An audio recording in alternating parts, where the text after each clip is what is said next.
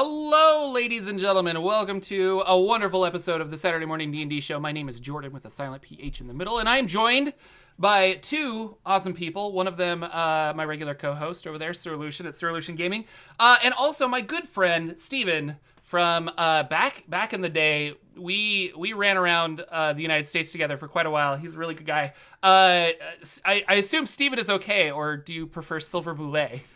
Or bullet. Well, how do you pronounce it? How do you pronounce it? Yeah. I pronounce it Bulette. I don't know if that's right Bulette. or not. That's a new one. Yeah. Okay. That's new to I me. always All thought right. bullet was good, but then French started hitting me. I was like, maybe I've been saying it wrong this whole time. Well, that's just my interpretation from, the Monster Manual, looking at the word by itself. I was like, that looks like Bulette to me, so that's what I'm going to say. All right. Which is the Bulette is a D&D monster, right? The burrowing one. Yeah. Exactly. Land shark. The land shark. I just had that Magic the Gathering card in my child is being quite loud. But the Forgotten Realms expansion, I had that Magic the Gathering card. I was playing it last night. And that's the one where if another creature dies, it gets like a +1 token. So I guess it's like eating people as it's running around. I don't know the mechanics, but it's really Seems fun. Right. Steven, welcome. Yes, thank you. So we're happy to have you here. First of all, who are you, and what do you do on the internet, and what's going on? Let's talk about you. Sure. Yeah, let's talk about me. I love talking about me. No, I don't. I hate it. But hi, everybody. My name is Steven, a.k.a. Silver Bulette. I am Silver_Bulette on YouTube as well as Twitch. And the reason that I am Silver Bulette is, well, originally this name came from creating a superhero character in City of Heroes. I don't know if anyone played that back in the day. But yeah, so I had a Silver Bulette character. And then I was just like, you know what? That's a good handle. I'm just going to hold on to the Silver Bulette and have since then. And it fit really nicely into what I was developing a couple of years ago and what we're currently playtesting, which is Capes and Caverns, which is a superhero supplemental to 5th edition D&D. Nice. And we run... It's been hard to get everybody together / with my connection issues every once in a while since I'm moving around the country every week. But ideally, we do a Twitch stream every Monday at 8:30 p.m. Pacific time, in which we playtest our superhero supplemental. Yeah, and that was the one that you sent me, right? Yes. Yeah, I read through it. It's really fun. It's 5th edition, but then you have more than reskinned it. It's kind of like taking the rule set of 5e, but like doing it with superpowers and things like that. So it's really cool. And I think I told you about it too, Lucian. I was like, you should check it out. I love superhero stuff. Yeah, he's all about it. Yep. When did you start? Is a lot more intense than I thought it would be, but mainly trying to get people together to play test. Where I'm like, I need. Yeah, I ran into the same problem. I was doing my modular D6 game, and I was like, and then we were talking about it, but I was like, man, I got to scrap this whole thing. And it was like only after I ran a couple playtests that I was like, oh man. But getting those playtests to happen, very difficult to do. Yeah. When did you start getting into RPGs? Because we knew each other 2009, and we ran around the country, but like we were nerdy.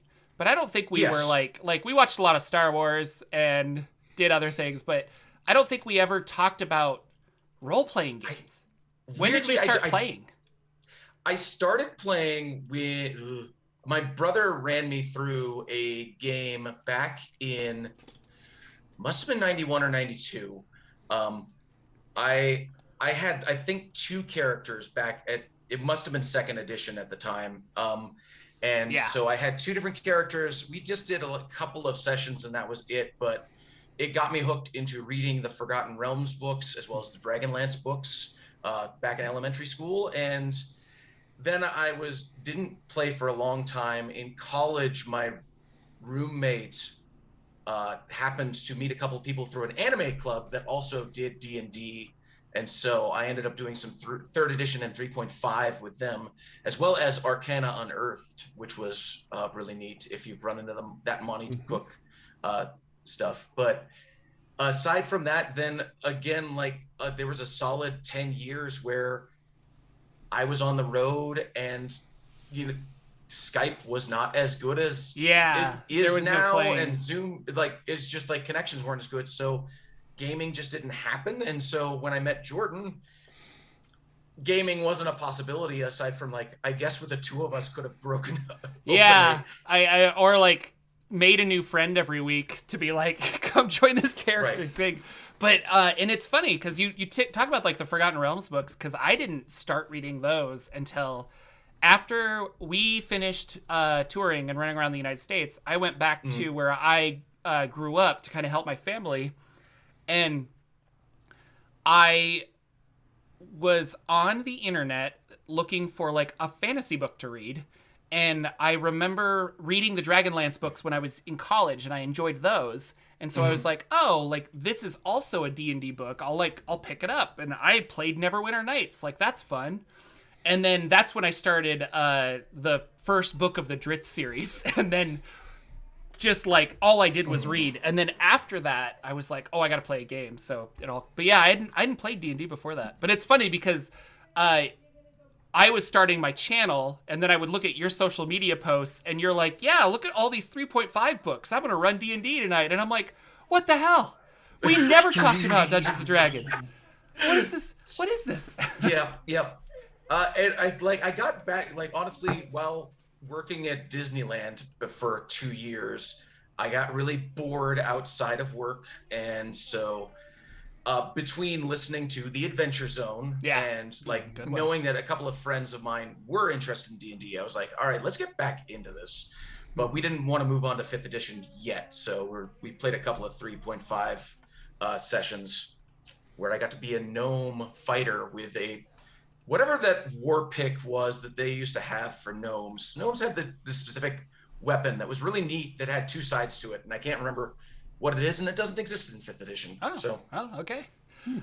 Very interesting. Cool. We'll be sure to remind you to like plug stuff at the end. But we're gonna also, today's a big day because Wild Beyond the Witchlight is out. Big The DnD Celebration is happening. It's running around the world. I don't know what I'm talking about.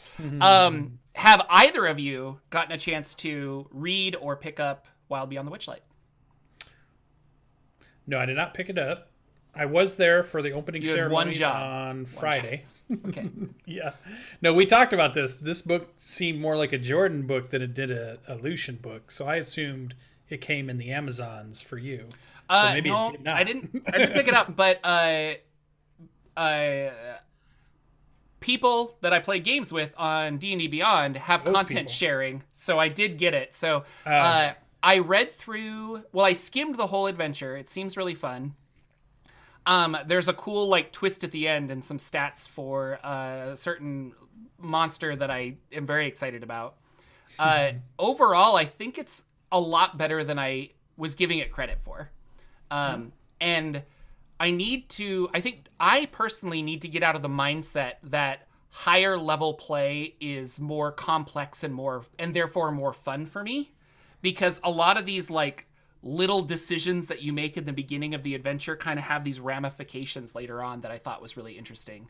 So I don't know if I'll run it, but it's only 1 to 8. It's kind of interesting. So yeah, I noticed that like after I bought it, I was like, oh, this is level 1 to 8. Oh, huh. Okay, I was going to incorporate that into my level 7, but maybe not so much. yeah, like maybe the very end or Seems something. too late. Yeah, I guess. But so I picked it up yesterday so that I could peruse it just for today, and also because I was like, I've never done a module before, and I'd like to talk about that a little bit here, a little bit with you two, because I know you both have run modules.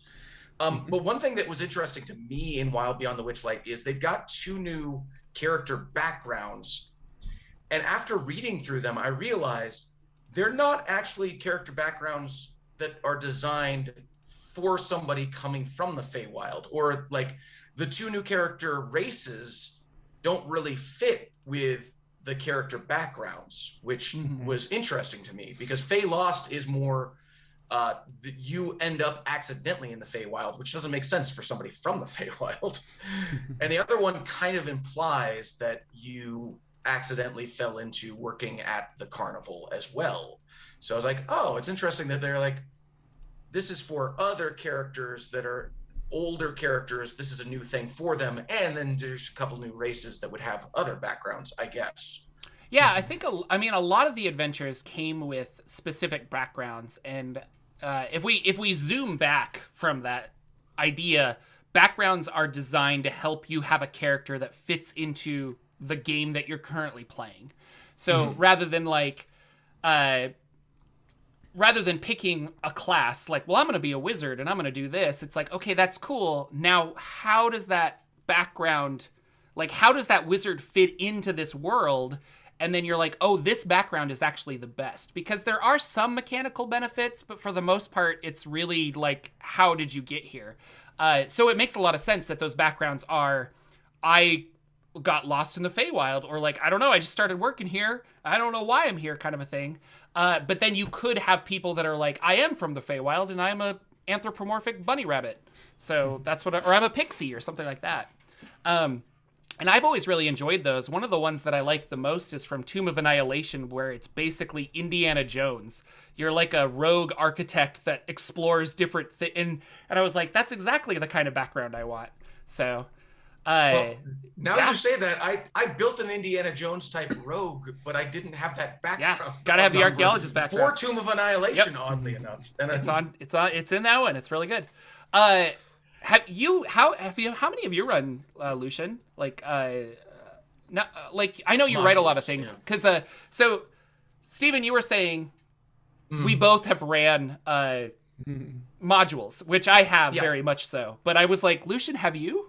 Like, yeah. Storm King's Thunder. Oh, Storm King's Thunder. The best. That's right. I forgot about that. The best one. The best one. Right. So I do. That was the main one I had ran. I have run a couple in other systems where I've used their thing instead of making my own, but I did also create a hex crawl seeking Revenor fully my own. Yeah, that's what I was thinking of. So I've kind of done it for both. The reason I did that is because I wanted the experience of what's it like for both, so that when I talked about it on our show, I was really coming from a place that I had done both. Like I had kind of experienced the ups and downs of what's good about one and what's good about the other, what's bad about one or what's bad about the other.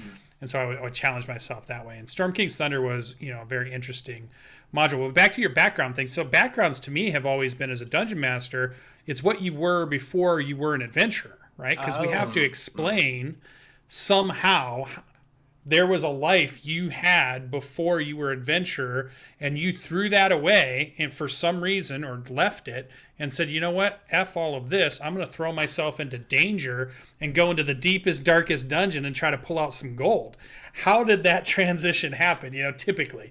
Now, I'm sure everybody's characters aren't necessarily just that, but that's like the quintessential Dungeons & Dragons story arc, is that you are somebody, whatever race, wherever you come from, you do something for a while, you give it up, you decide to become an adventurer who's going to either try to change the world, save the world, or just get stupid rich, right? Because those are really the motivations that we have for our characters.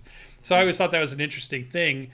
And I like what you pointed out. I had not realized that, and I think that's a mistake. If you're going to release a couple of new races in a book, you need backgrounds that support those races. Instead, they did the opposite. They gave us 2 new races, but no backgrounds that those races would use. Yeah. So I didn't even notice that. Yeah, my read of the carnival hand, I can't remember the exact wording on that character background, is such that it's like people who fell into the carnival life.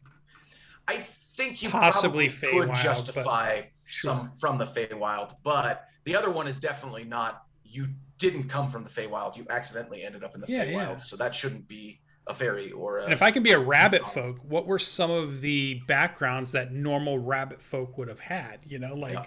What were some of the normal backgrounds that a fairy would have had? Would you have been like a glade guard, or would you have been, just something else, some type of, not a performer, that would work with the circus one, but, were you a noble in the courts of the Fey, or were you those kinds of things? Because that's kind of what I wanted Feywild to be. Me and Jordan have talked about this quite a bit on the show, where we talked about the different courts battling each other.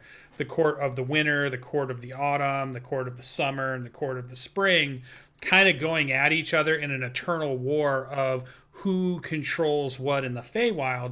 And then what I always thought would be interesting is how that sometimes bleeds into our world, their war, or sometimes how our stuff bleeds into what they're doing and how that might affect the balance of the courts and what they have going on. I thought that'd be because you could really play almost like a card version of that where one is the spades, one is the hearts, one is the diamonds, and one is the clubs.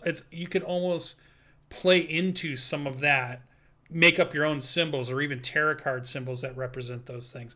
But they went to more of these are the domains of delight, because they did the domains of dread, right? When we got the 30 domains of dread with Van Richten's. Now we've got the domains of delight, and I don't know, I didn't buy into that plane as much as I wanted to, I guess. So I had been saving my money for Strixhaven for sure, and definitely Fizban's. Yeah. Those were the two that I'm ready to buy.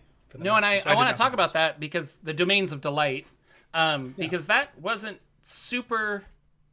I don't feel like it was super advertised. That it was like, okay, we're gonna do this reflection of Van Richten's guide kind of a thing, but that is their plan. Is just like a domain of dread, like a Ravenloft.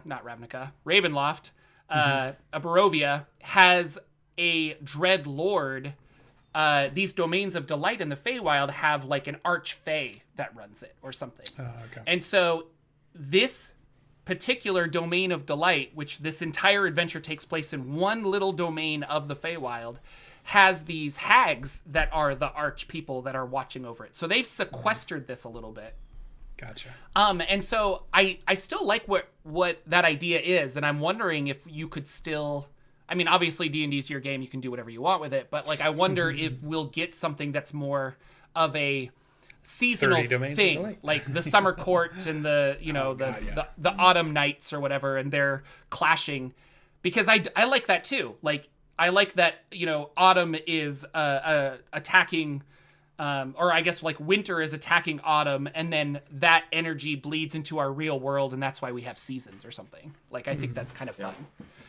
Jordan, I'm curious if this keyed off in your brain the way it did in mine.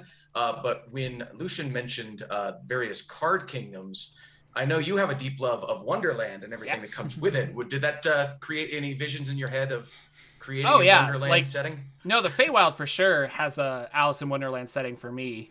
I don't know. Yeah, like 100%. Yeah, it's got the grim fairy tales. It's got Alice in Wonderland kind of smashed into it, but more of the darker Alice in Wonderland. And I like fairy tales that have those weird magical gotchas where it's like, oh no, you threw water on the witch, like this unstoppable witch that has so much power, but like water splashed and then I'm melting or something. It's like I don't know, things like that, where you need to outthink the creature you're fighting more than just straight up damage. And I think the Feywild has always kind of encompassed that for me. Case in point, Van Richten's Guide to Ravenloft. One of the big criticisms that a lot of people had, and myself included, is that there were no stat blocks for the demon, or not the demon lords, but the dread lords, the ones that are controlling that domain of dread. And it's because of that exact thing. Like, they're not supposed to die. You're supposed to figure out how to trick them or solve the puzzle to escape. And I don't know, you can go back and forth. I feel like you could still have that and give people stat blocks to attack them. But it's interesting. But specifically, Wizards of the Coast came out with an $8 DMsGuild supplement called Domains of Delight Creator Supplement. So if you want to make your own Domains of Delight, they gave you a whole bunch of, I think, art and templates and like what a domain is, and basically what they did for Van Richten's Guide, they're now giving to, selling, but all the profits from that go to a charity, I think. So it's one of those things where they're like, yeah, we're selling it, but like it's all for good. But I was looking at that supplement the other day, and it specifically says in there, Domains of Delight are to the Feywild what Domains of Dread are to the Shadowfell, which means that Ravenloft as a whole is part of the Shadowfell, And they've tied all of that together for the cosmology. So although I want a book of the Shadowfell. And I want a book of the Shadowfell too. So it's, I don't know. That's kind of interesting because I don't feel like that was readily put out there. But also a lot of people are not like me where they're like, I need to know how all of the cosmology fits together because I am like that. So. Well, and I think that gets me into my question about running modules because I haven't run a module before. This is my first time looking at it, the Wild Beyond the Witchlight. I like that it's broken down into chapters, but I'm curious when you are looking at a module, when you're trying to run it, how much do you read ahead? How much are you worried? Oh, are my players going to jump past this chapter entirely? How do you run a successful module? I read the whole thing, start to finish, pretty thoroughly. I don't read like all the monster stat blocks necessarily, but like, I read the whole thing just for fun, just like as a fun casual read. And thinking back to like our theater days, a lot of times when I'm doing a play, I'll do the same thing where I'll read the play just for fun, just to read the whole play. And then a day later, I'll reread it to get like very specific things, especially if I'm directing. So I'm like, okay, yeah, I want to hit this or I want to do that. And I do very similar when I'm running a module. So I'll read the whole thing kind of just casually for fun. And then I'll reread like chapters 1 and 2. So I know specifically like, okay, they're going to start here. And I know that they're not going to get as far as other things, but what if they do? What if they open up some, they put 2 bag of holdings together and open up a portal to the astral plane and the game goes in a completely different direction? That happens. And I used to get frustrated that it's like, oh, you're not following the path of the module, but now I just go with it. And I'm like, I don't know. Like, so you're in the astral, doesn't mean that the adventure skeleton can't happen in the astral sea. We just have to I just have to change it in certain places. So. Okay. Yeah, I did the opposite completely. I didn't read all of Storm King's Thunder. I prepped exactly what I knew was about the first session or second session, or what I thought would be 1 or 2 sessions. And then I always gave myself, when I knew we were moving to another spot, a session where we did something that was something either I created or a small mystery that allowed me to run that super simple and give me a full session to get ready for the next big piece of the book. Now, Storm King's Thunder is a big book. It covers the entire length of the Sword Coast, and the players can go anywhere. Sandbox. They have chapters where they might go to 3 different ones, and then if they go to this one, you don't even use the other 2 pieces. They don't go there. You go to this other route. So I had to read that piece to figure out where they were going to go, Triboar, Golden Fields, or one of the other ones.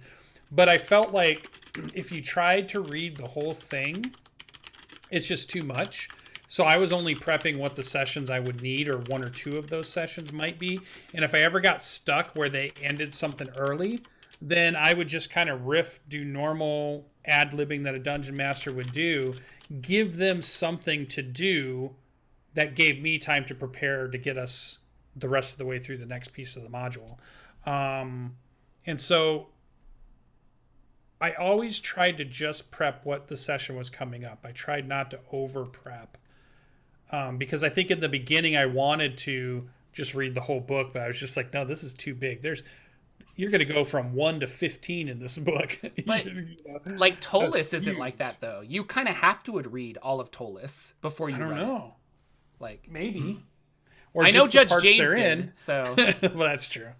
Because it's not a linear adventure like that. It's kind of, I don't know. Right. So in Storm King's Thunder, that's exactly what happened, right? Because there's a part where they get done with the village and they can literally go anywhere.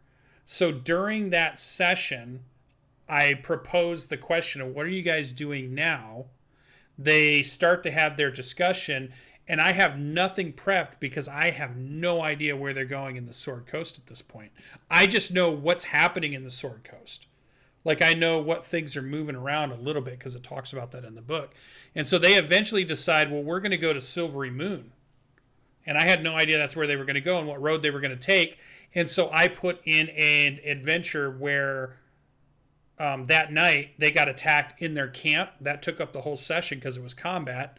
that gave me a whole week to prep. Now I know they're going to Silvery Moon, and I can look at the spots that are in between using the book, and I can say, oh, they're going to go to Yarder first, so what do I want to do there with that? Look at what the book says.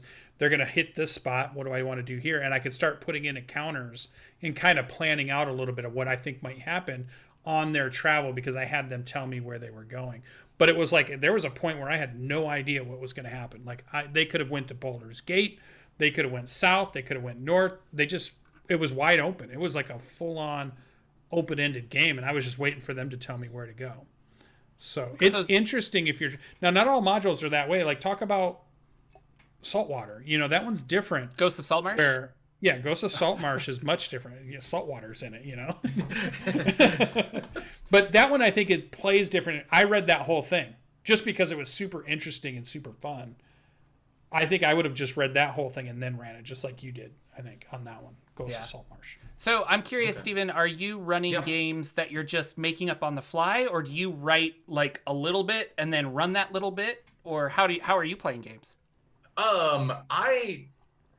It depends. Like, I don't write it out, but I do have a general plan for, if they do this, then this is where it's going to go.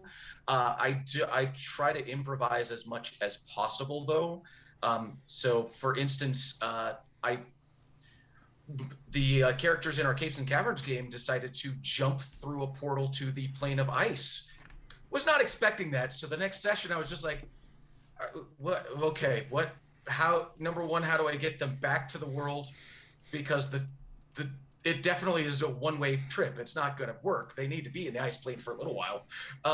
And then I also needed to be like, okay, what can they do in the ice plane? Because I don't want them to just be like, oh, look, here's another portal, pop through. Yeah. So I was like, okay, generally, here's some options for them, and let's see where it goes. Yeah. This whole story reminded me of, I asked my players, like, okay, your options are to go under the mountain or over the mountain. Very cliche, I know. But they had two options, and they all decided to go under the mountain. And I'm like, okay. And a week later, we sat down at the table, and I had prepped this whole underground thing for them to run through. And then they were like, we were talking right before we got here. I think we want to go over. And I'm like, what? You son of a bitch. And then I improv the whole thing. I did. I was just like, I don't know, ice giant, snow. And they were like, and my wife was just like, guys, I think we should go under because that's what Jordan planned. And I'm like, no, it's fine. It's fine. But that does happen. It's kind of crazy. So. Yep. Well, and that's like, I don't prep too much ahead because I know. So back in college when I was gaming 3.5, my roommate created a world for us to play in, but he hadn't completed everything, and he started us out outside of a city wall that the gates were closed and everybody wanted to fight to get in there, and he was just like, I'm not ready for that. No, you can't get in. Yeah. And I was like, okay, I don't want to be that guy. I just want to, like, I'm gonna create things on the fly so that I can let them go anywhere. And they'll still surprise you. Yeah, I don't know. For sure. But it's funny. Like I love homebrew worlds, but there's like a camaraderie, and I think that's why I enjoy running some of the older stuff. Like I just got Temple of Elemental Evil updated for 5e, and I really want to run that because it's such a classic adventure that and I'll use Tomb of Horrors as a good example because I feel like a lot of people have Tomb of Horrors things, but you go to like a convention or something, and you don't know other people, but you have that Tomb of Horrors story. And it's kind of like when you go to a gaming convention and you're like, everyone has that Final Fantasy VII like fight that they remember. And they're like, oh yeah, and then, and that was like crazy, or this combo that you could do in this video game kind of a thing. And I like that. So it's weird because there's a lot of people that push back on modules, I don't know, pre-written. Like, I don't want to be railroaded. And I'm like, you're not. I don't think you are. But at the same time, I love that we can collectively all be like, yeah, remember Tomb of Horrors? Like, did you stick your hand into that, like, sphere of annihilation and lose your hand? That sucked. Or all the weird things that can happen in there, which has really given me a love of running some of these older ones. Like, I ran White Plume Mountain through Tales of the Yawning Portal, and I recently got, not recently, but a year or so ago, I got a fan sent me some old modules from the 80s, and one of them was the old White Plume Mountain. And I showed it to my friends that I ran, and they were like, we were there! And like the excitement of seeing the art that was slightly different than the updated art in the 5e version, but they were like, it was a lot of fun. So I think there's a lot of there's reasons to run old modules, I think, and I like that. But it was interesting saying that we read the whole thing from the get-go, but I think last week we were just talking, Lucian, about the Pathfinders and how they would release them segmented. So as the dungeon master, you wouldn't know. Like, you're like, okay, we're going to run levels 1 and 2. I don't know how this is going to end either because it isn't published yet. So yeah, that's what I think was interesting. The thing I will say about the improv part of, if you're going to create everything, like in my Revenor game, what I found was the hardest thing to do because I ad-libbed everything. Like, I just waited until they decided to do something and made it up on the fly and had some stuff going.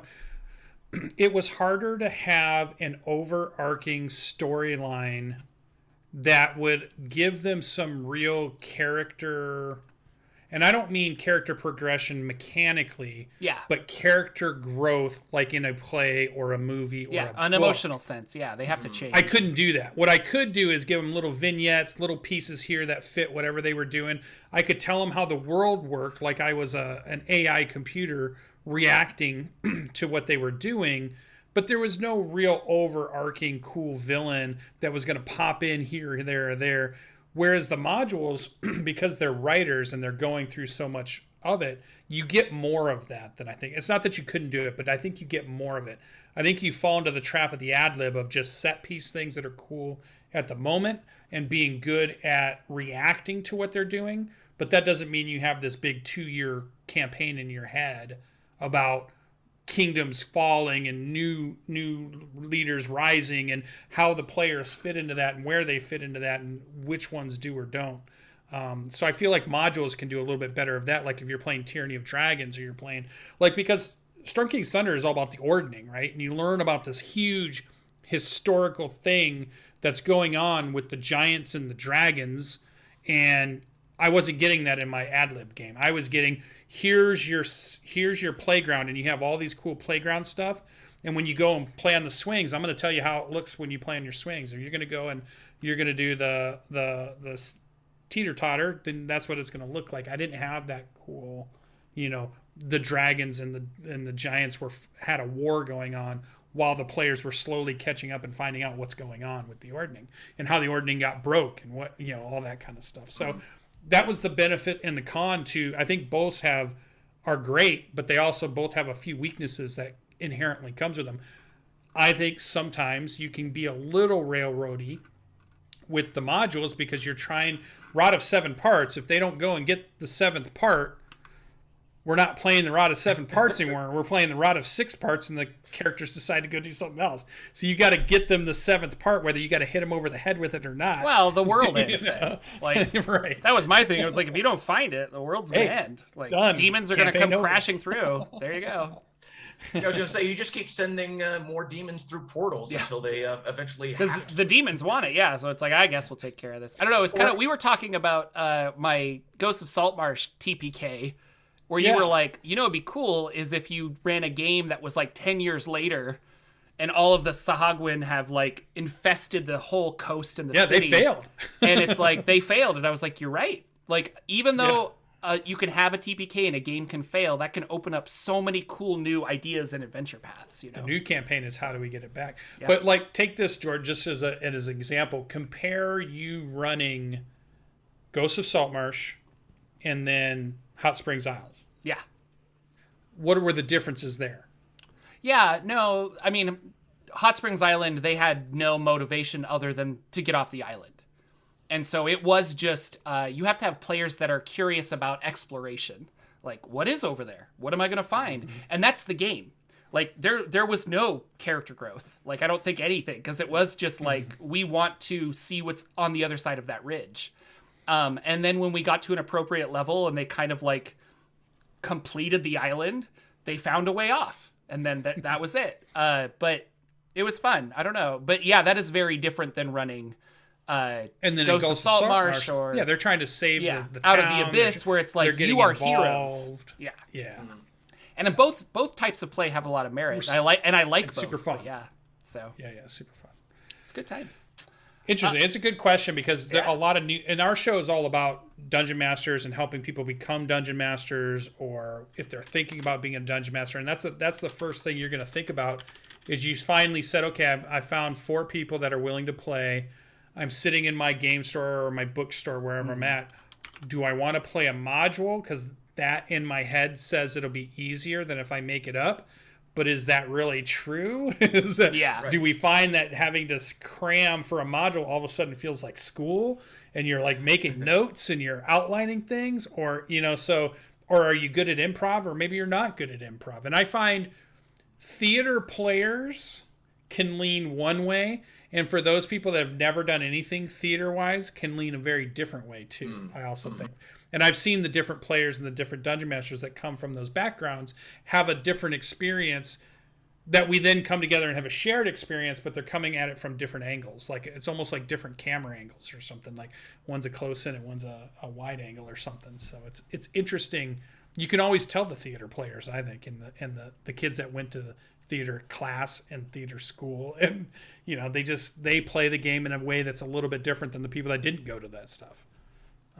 Both having fun. That's not a good way or a bad way. As long as everyone at the table can have fun with the game, absolutely. The game that we are playing that is desert version of Ghosts of Saltmarsh right now. Yeah, talk more about that. I'm curious about that. How does that work? So, I think it was originally Greyhawk. I think that's what that world is. But it is Ghost of Saltmarsh, but everything is dry except for there's a couple of salt marshes around. We have been working for this. Well, number one, 2 of us are lizard folk who are trying to protect our cave from the Thrycreen, and we were supposed to get a shipment of weapons. Dark Sun. Okay. Oh, Dark Sun. Yeah, you're right. Sorry, you're right. But so we were trying to get these weapons, and pirates apparently stole them in these ships that are on desert, what used to be rivers, but are now just dry. So these ships are on wheels, and they used wind and psionic energy to move. Yeah, Dark Sun. And so, we've been trying to. We finally just got the weapons last night from these people, and we've gathered them. We're going to bring them back to the caves. But it's interesting because 2 of us are theater people, and we both chose to play characters who are bad at conversation, which is troubling because the other 2 people aren't really theater people, and they're playing people who would be really the group leaders. But Adrian and I are leading all the conversations, even though we're both we are secluded people. We don't talk to others. What's going on? So it's been a character development of just okay, my barbarian who doesn't talk well with others is suddenly the person leading all the conversations. Okay, here we go. Yeah, I decided that I just need to default to charismatic characters that I play. Because I've been the I don't know kind of a thing, but it's when I play those, I just get frustrated that I can't talk, or it's out of character for me to do that. So I'm no, we're just going to be bards for life. That's what I'll do. So do you feel that game is more of a Mad Max style game, or is that more of a Dune game where you're getting the spice and there's witches and there's cool things like that? Or is it more big motors and guitars with fire flaming out of them? I went through a Mad Max session. It's actually on Stella Luna's YouTube channel. It's Folks and Tales. That was a lot of fun.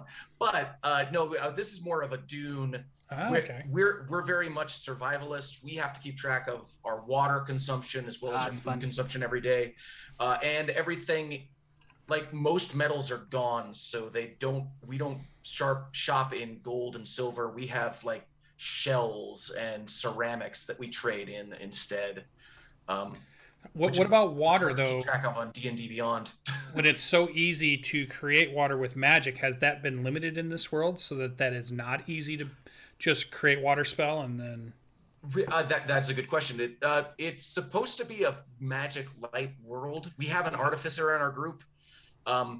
and they don't have create water, but they do have purify water. So if we get to a water spot where it's not great water, we can gather it up and then purify it and then make things good. But yeah, and Seeking Revenor, I wanted to bring a survival aspect to it. I wanted them to have to track rations, have to track camping and water, but they wanted to play druids and rangers that give them all the abilities that bypass all that stuff.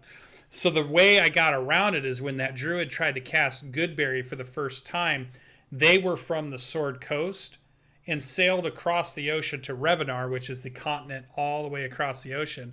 And in my mind, his magic didn't work anymore because his magic is meant to work with the nature and the plants he's used to from where he grew up, where he lived, and where he practiced his magic. This land is not that. So when you tried to cast Goodberry, it didn't work. And so they weren't able to bypass the survival parts of it.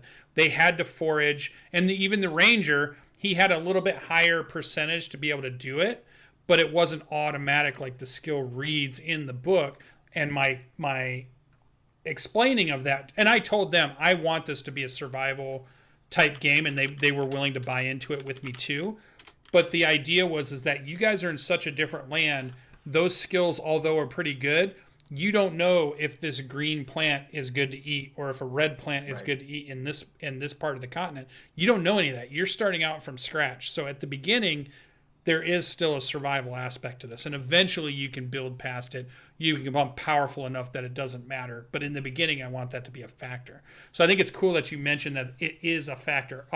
A waterless world where water is important, you have to make sure that it can't just be bypassed by a first level spell or a cantrip, that everybody's just throwing around or something. So that's pretty cool.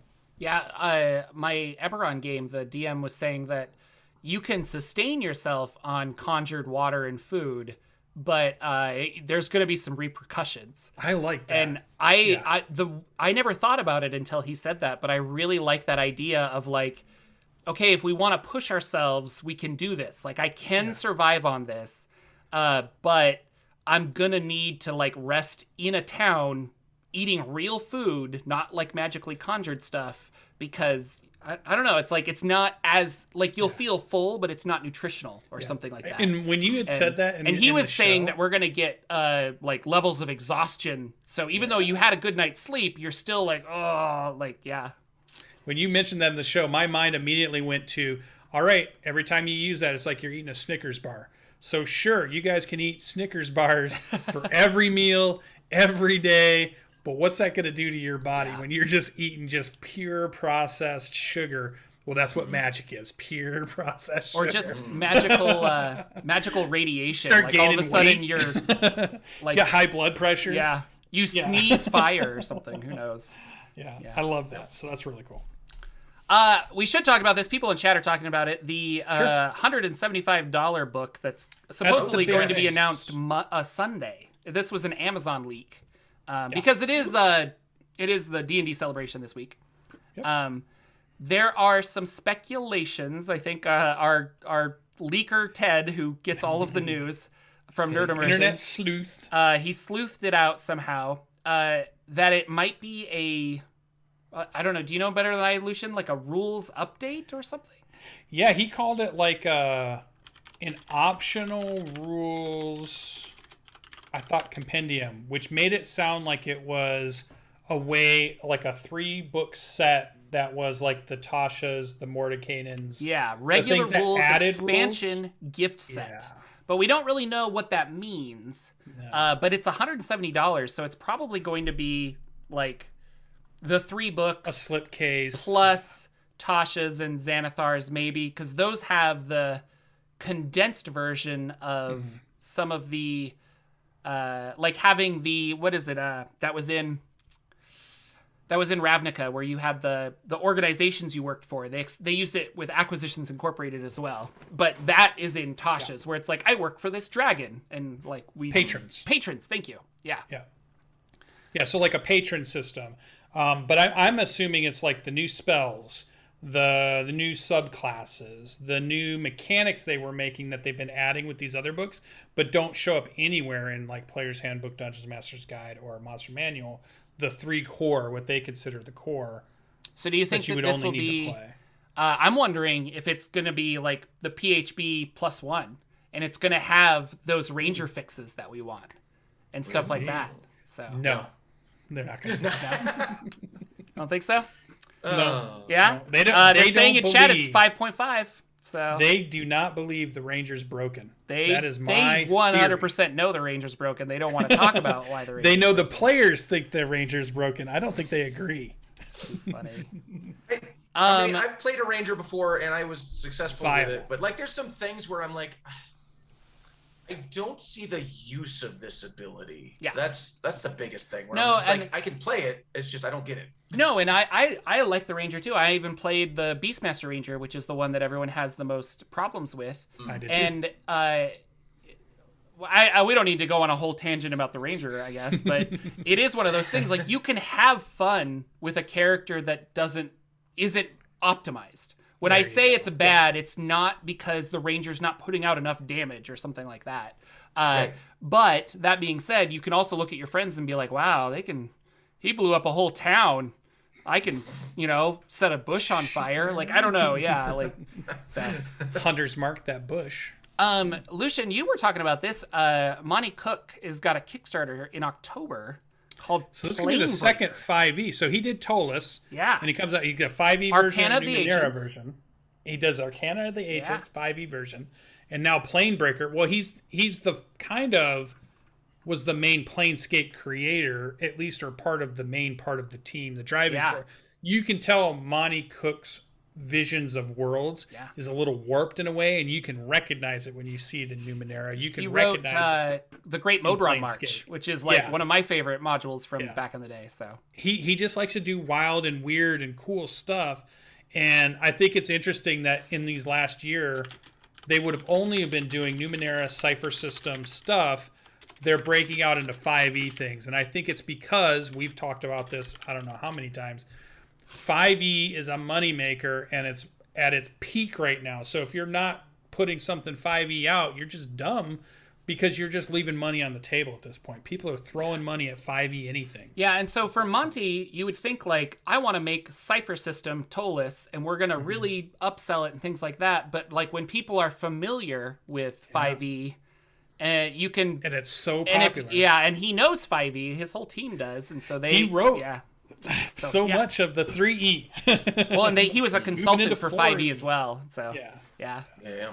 It's interesting. You see their names on all that stuff. I love Monte Cook. The more he's got to be one of my favorite game designers out there. Still waiting for that Invisible Sun campaign. I have a place in my heart for Monte Cook. I was on the Monte Cook forum way back, in the early 2000s when forums existed and all that. You did that. But Monte Cook would actually interact with us, and he put out a call he was going to run a family feud for one Thanksgiving, and he needed us to give answers to these various questions.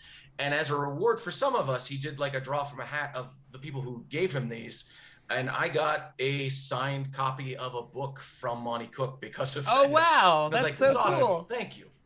That's so And cool. his company is really cool. I've volunteered to run games for them at Gen Con, and they are really good about rewarding the people that are volunteering and helping them out. And they're very about reaching out to their community and that's what I love about the whole Monte Cook stuff too. And Ryan Reynolds over there, or no, it's not Ryan Reynolds, but Deadpool?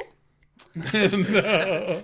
But his partner, his main business partner, and then there's they're all right there, all my Cipher books. The Strange, Cipher, Shauna.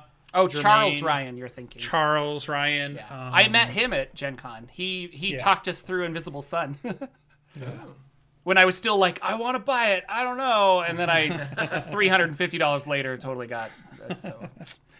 So very cool. But yeah, so Planebreaker, that'd be cool, because that's a Jordan book and a half. Feels you've done like something I would be very Planes excited videos, you've done, that's a huge part of your channel. I don't know if it's like it. I want to know, is it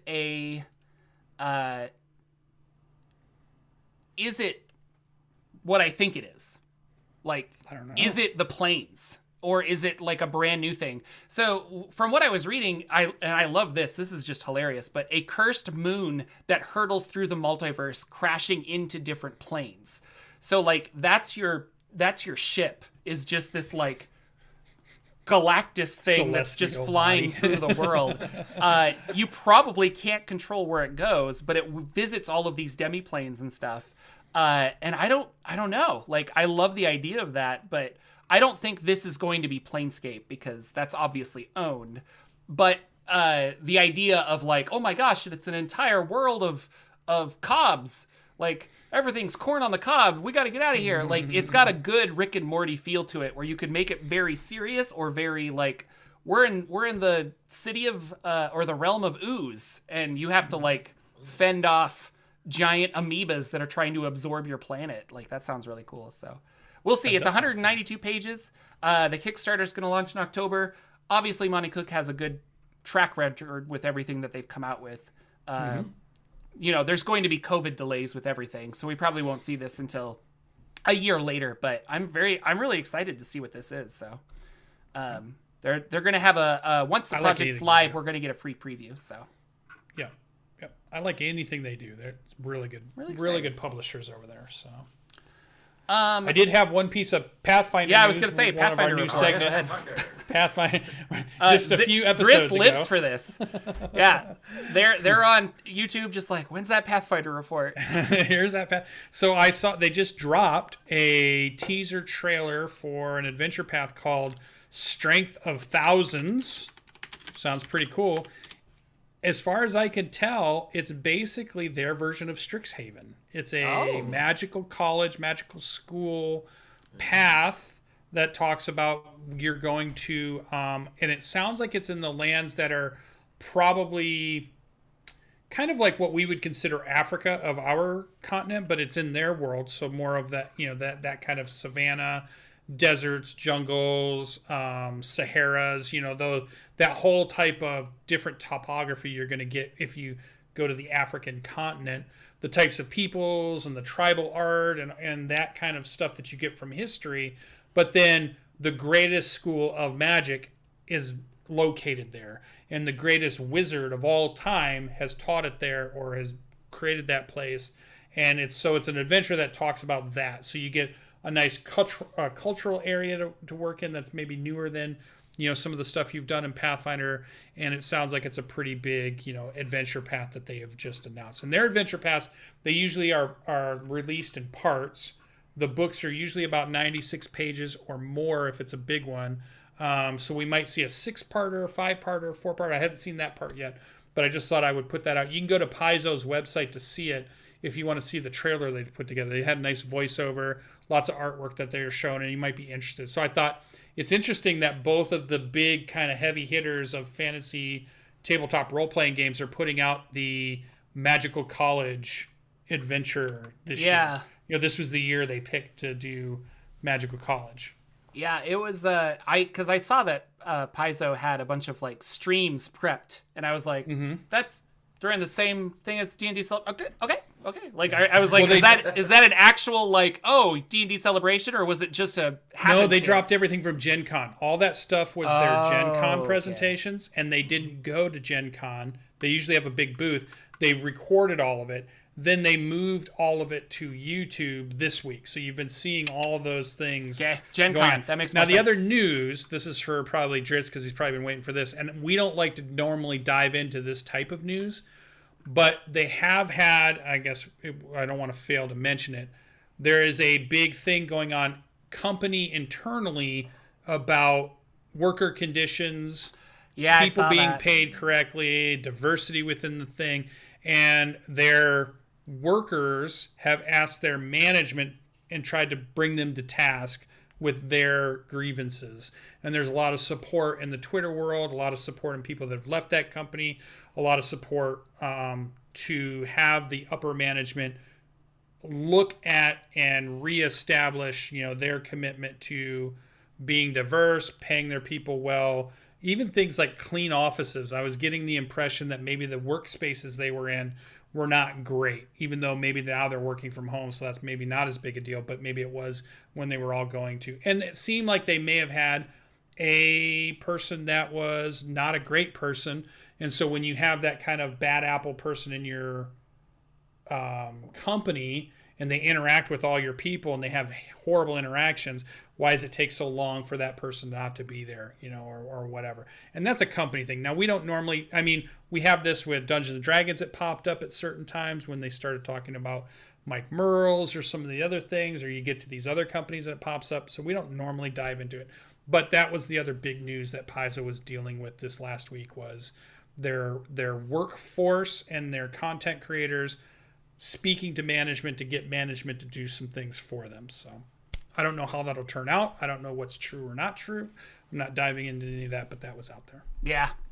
And it's good that these are all coming to the surface. I'll just end with that. But like lots of companies, like I know Blizzard was going through this.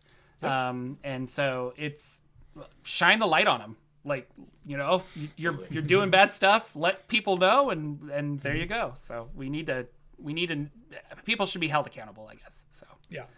Remove hostile work environments. That's really the big thing of this year. Get rid of hostile work environments. Let's have everybody, they got to go to work. At least make it nice while they're there. If you've got that 9-to-5 job. So, Free RPG Pathfinder Day over is October 16th. If you guys are into that, go to freerpgday.com. You can see all of the different stuff that people are coming out with for that. And I'm excited because October is birthday month, so that's like really cool. And then we have got about 5 minutes left. I want to talk about a book I bought called Worlds Without Number. Have you heard of this RPG? I have. It's a very popular one. I think they even have a second edition now. Stars Without Number is the original. Oh, that's what I'm thinking. And that was an RPG for space, which I want to pick up now because of how much I like Worlds Without Number. Worlds Without Number is very much a fantasy one. It has a D&D feel because we have strength, charisma, things like that. Like, it's all very familiar. But you kind of build your class by choosing two things and mashing them together, which I thought was really interesting. So, which I guess is kind of similar to like race and class, but more so with this. And then I just keep getting inspired with module D6 because this is the module thing I kind of wanted to do, which is also disheartening because then you're like, oh, somebody else already did what I was going to do. Somebody already did it. But the reason I bought this originally is because people said that it is the #1 world building book ever written for a fantasy setting. And so you can go and you can, it's got tables. It's got all of these ways to generate kingdoms, to generate like things that have happened with the world. And it's also just an enjoyable read. I haven't had an RPG book like this for a long time where I'm like, a page turner in a way where you're like, what is going on? So I'm going to keep reading it. Obviously I kind of took a week off of YouTube to like read books and I've been really enjoying it. And I'm probably going to do a review on the Jocular Junction channel at some point.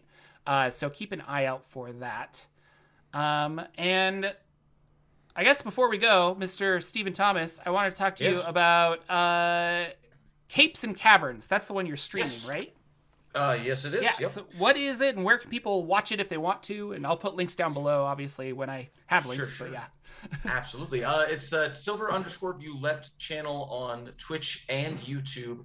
You can find all of our Capes and Caverns stuff. But Capes and Caverns is a D&D supplemental that I wrote up, which is basically a superhero overlay. This kind of goes into what Jordan was just talking about with the Worlds Without End. Worlds Without Numbers, yeah. Worlds Without Numbers, because I decided to create origins aside from there's races as standard D&D, and I created 3 new races for the book, but I also created origins, which would be a layer on top of races where they either were scientifically changed for some reason, or they ride around in a tech suit, which is going to change your stats and abilities. Or possibly they were just mutated naturally and it just happened in their life. So they have origins that are going to go on top of it, and there's even a lycanthrope path that you can take. But then beyond origins and races, you also have a class, of course, and I created 9 I want to say 9 new classes for the superhero game. Wow. And it's also all set on a slightly different world. Elves have disappeared, but other than that, it's pretty much standard D&D races, and it's just a modern day. We've got cityscapes, and it's beautiful. There is a theme park called Amber World that I created for a one-shot, and it's a lot of fun. It's a fun way to bring superheroes into the world of D&D while still using those rules. And yeah, if you want to watch it, it's on YouTube. All of the back catalog of Caves and Caverns is there at silver_bulette. And then, of course, there's All the Webs of Stage, which I have to talk about because Jordan has been on a couple of episodes. Yeah. That's my short play podcast that I run. Jordan, I believe, is on episode 17, as well as episode 2 of season 2. Yeah. I want to say that's right. But yeah, Indoor Adventurer, I also talked into coming on for an episode, which was fun. But yeah, it's a short play podcast where we just come in and we read short plays inspired by Twitter sentences. Yeah, it's kind of interesting. So Steven was like, here, send me a tweet from, like, just find a random one. And I'm like, okay. And so then I did. And then you made a whole, like, short play out of it. And then we just read it. And so it's super fun. So yeah, All the Webs of Stage, right? Yep. Yeah. So you can no Google apostrophe that. on webs. Find that on wherever podcasts are free. And there you go. Obviously, if you're watching the YouTube video, you can follow Steven at Silver Boulet on Twitter. And that's probably the best way to follow him because you'll get extra links to all the stuff that he's doing there and retweets and things like that. So be sure to check that out. Anything else, Mr. Steven? No, it's just like I just wanted to touch on we needed a backup game just in case. I don't know if you've ever done this, but like we've been having problems getting everybody to a game every Thursday. So no, everyone shows up all the time, on time, everyone ready to shows go. up all the time. Sure. You lie. I made the foolish mistake of like volunteering one week. I was like, I think I could probably come up with something, and we're currently like running through a worldscape where number one, humans have more or less been destroyed because of something that happened. The characters are all playing 7th level. They started at 7th level. They were part of the cataclysm that killed off the humans and also sent this world into a Fallout type situation. And through the gameplay, I'm going to decide whether or not they caused it or if they were working to stop it. And it's all going to depend on what they do in the future and what their characters are. Excellent. Very cool. Yeah, so we're basically playing post Cataclysm.